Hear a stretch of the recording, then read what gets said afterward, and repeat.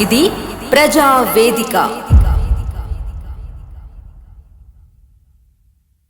G news ప్రేక్షకులకు నమస్తే. నేను స్వప్న, జర్నలిస్ట్.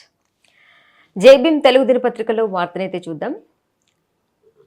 చిన్న పత్రికల అక్రిడేషన్ల కార్డులపై హైకోర్టు కీలక నిర్ణయం.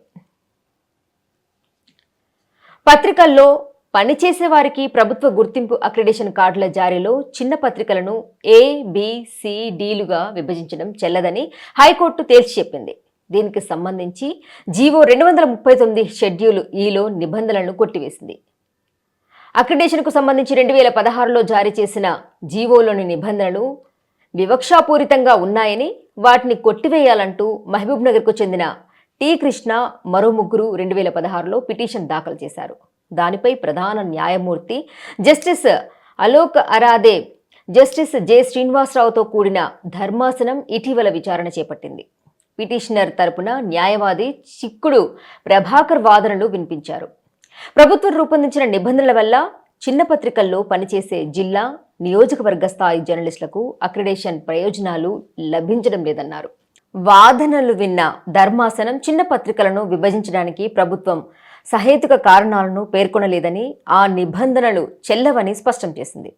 2 నెలల్లో చిన్న పత్రికల జిల్లా, నియోజకవర్గ విలేకరులకు ప్రయోజనం కలిగించేలా మార్గదర్శకాలు రూపొందించాలని ఆదేశించింది.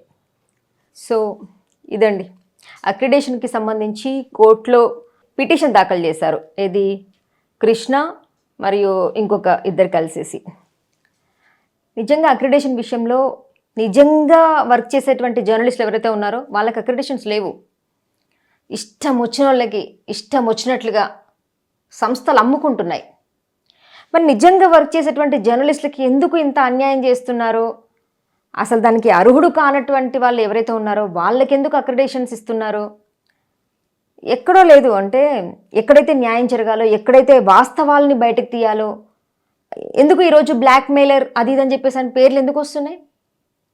ఎందుకు వస్తున్నాయి అంటే ఇలా దొంగలు వస్తున్నారు కాబట్టి. చాలామంది, కొంతమంది మాత్రమే జెన్యూన్గా ఉన్నారు.